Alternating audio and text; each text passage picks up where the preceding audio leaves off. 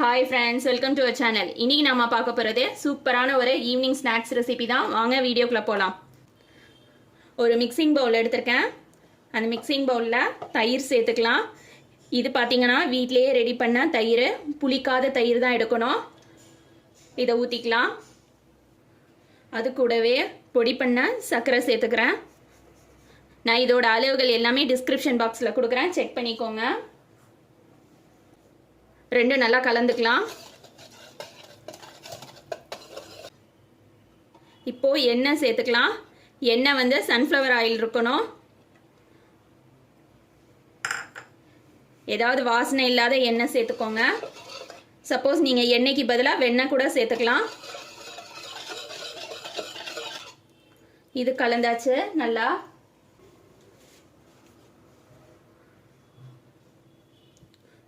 ஒரு ஸ்ட்ரெயினர் வச்சுக்கலாம். ஸ்ட்ரெயினர்ல மைதா, cocoa powder, baking powder எல்லாத்தையும் ஒன்றா போட்டுட்டு லைட்டாக தட்டிக்கலாம்.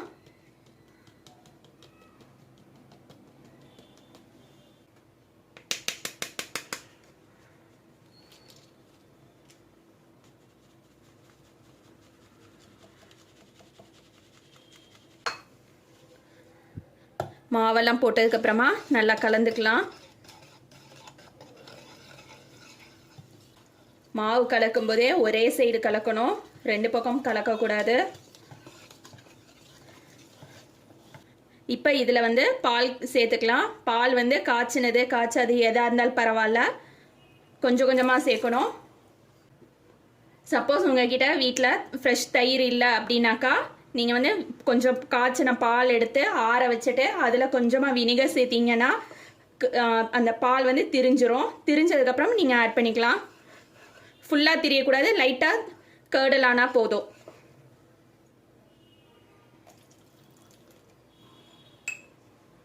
நாம் இது கலக்கிக்கிட்டு இருக்கும் போதே அடுப்பை ப்ரீ ஹீட் பண்ணிக்கலாம். நான் இன்னைக்கு வந்து அடுப்பில் தான் வச்சு பண்ண போகிறேன், அவனில் பண்ணலை.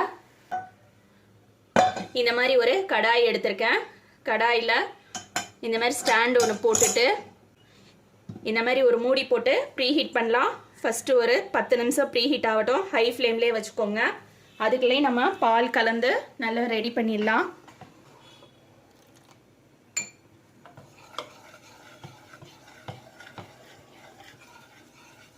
மாவு பார்த்தீங்கன்னா இந்த கன்சிஸ்டன்சியில் இருக்கணும். நான் எடுத்து காட்டுறேன் பாருங்கள். இந்த மாதிரி தான் இருக்கணும். இப்போ இதை நம்ம மோல்டில் மாற்றிக்கலாம். இப்போ நான் வந்து இந்த மாதிரி அவன் ப்ரூஃப் பவுல் எடுத்திருக்கேன். வீட்டில் இருக்க சின்ன சின்ன கிண்ணம் எடுத்திருக்கேன். இது மாதிரி பட்டர் பேப்பர் கட் பண்ணி வச்சுருக்கேன். பட்டர் பேப்பர் வந்து உள்ளே வச்சிடலாம்.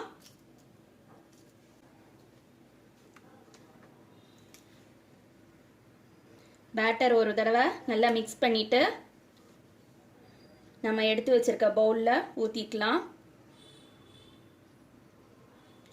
எப்போதுமே ஊற்றும் போது ஃபுல்லாக ஊற்றக்கூடாது, முக்கால் இது தான் ஊற்றணும். அது பொங்கி வர்றதுக்காக கொஞ்சம் கேப் விடணும். இப்போது நம்மளோடது எல்லாம் ஊற்றியாச்சு.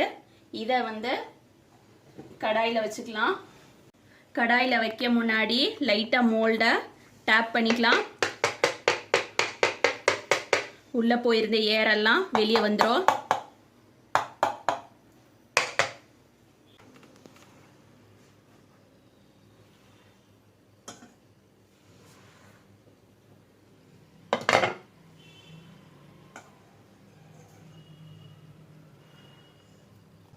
இந்த மாதிரி வச்சுட்டு மூடி போட்டுடலாம்.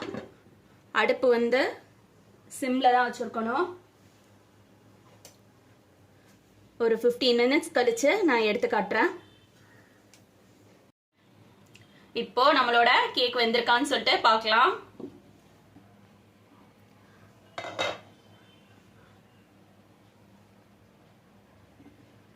ஒட்டாம வருது பாருங்க. கேக் ரெடி ஆயிடுச்சு. அடுப்பு ஆஃப் பண்ணிட்டு பவுல் எல்லாம் எடுத்து வெளியில வச்சிடலாம்.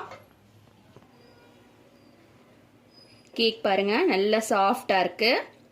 சூடாக இருக்குது, ஆறட்டும். ஆறுனதுக்கு அப்புறமா நம்ம டீமோல்ட் பண்ணலாம். இது ஆறுற நேரத்துக்குள்ள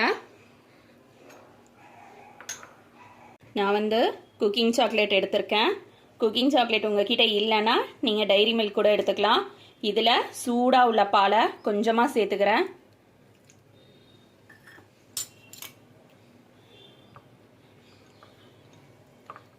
பால் சேர்த்ததுக்கப்புறமா நல்லா கலந்துக்கணும். கலந்துட்டு நீங்கள் அவனில் வச்சு கூட மெல்ட் பண்ணிக்கலாம். சப்போஸ் உங்கள்கிட்ட அவன் இல்லைனாக்கா டபுள் பாயிலிங் மெத்தடில் அடுப்பில் நீங்கள் மெல்ட் பண்ணிக்கோங்க. நான் மெல்ட் பண்ணிவிட்டு காட்டுறேன். இப்போ பார்த்தீங்கன்னா இந்த அளவுக்கு நான் மெல்ட் பண்ணியிருக்கேன். இதை ஒரு பக்கமாக வச்சுக்கலாம். இப்போ நம்மளோட கேக்கை வந்து வெளியில் எடுத்துடலாம். ஆறிடுச்சு.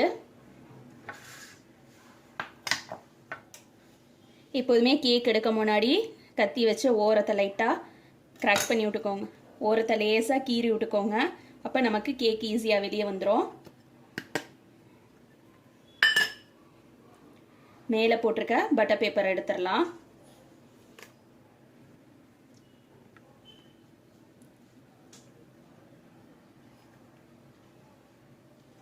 இந்த அளவுக்கு சாஃப்டாக இருக்குது பாருங்கள் நம்மளோட கேக்கு.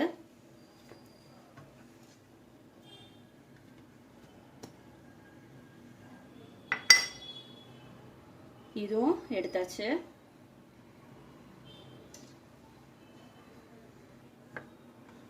இப்போ இந்த கேக்கை வந்து சென்டரில் நம்ம கட் பண்ணிக்கலாம்.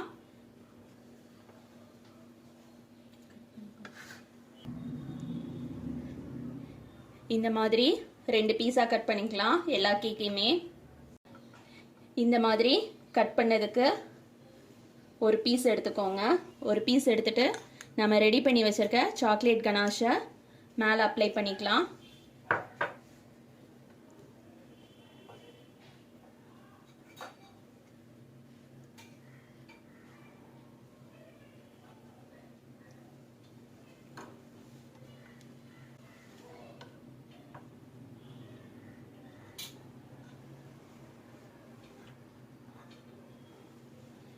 இன்னொரு பீஸ்லேயும் கொஞ்சமாக அப்ளை பண்ணிக்கிறேன். இப்போது இந்த கீழ் போர்ஷன் கேக் மேலே மேல் போர்ஷனை வச்சிடலாம். இதே மாதிரி நான் எல்லாத்தையும் ரெடி பண்ணிவிட்டு காட்டுறேன். இப்போ மீதி இருக்கிற சாக்லேட்டை மேலே ஃபுல்லாக அப்ளை பண்ணிக்கலாம். இந்த மாதிரி சைட்லேயும் தடவிட்டு மேலேயும் ஃபுல்லாக சாக்லேட் கனாஷ் வச்சு ஃபுல்லாக கவர் பண்ணிடலாம். கவர் பண்ணிட்டேன். ஃபுல்லாக சாக்லேட் கனாஷ் வச்சு மேலேயும் சைட்லேயும் கவர் பண்ணதுக்கப்புறமா இந்த மாதிரி டெக்கரேஷன் பால்ஸ் இருக்கும். அதை வந்து மேலே லேஸாக ஸ்ப்ரிங்கிள் பண்ணிக்கிறேன். சப்போஸ் உங்ககிட்ட இது இல்லைனாக்கா நீங்கள் நட்ஸ் எதுவும் இருந்ததுன்னா கூட நீங்கள் மேலே ஸ்ப்ரிங்கிள் பண்ணிக்கோங்க. இதை வந்து ஃப்ரிட்ஜில் ஒரு 2 மினிட்ஸ் வச்சு எடுத்தீங்கன்னாக்கா ரொம்ப சூப்பராக இருக்கும். நான் வச்சுட்டு எடுத்து காட்டுறேன். இப்போ பாருங்கள் நம்மளோட மினி சாக்லேட் கேக்கு ரெடி ஆயிடுச்சு. கட் பண்ணி காட்டுறேன். மேலேயும் நம்மளோட சாக்லேட் கனாஷ் போட்டதுக்கப்புறம் ரொம்ப சூப்பராக இருக்குது. இதே மாதிரி நீங்களும் உங்கள் வீட்டில் செஞ்சு கொடுங்க. தேங்க்ஸ் ஃபார் வாட்சிங்.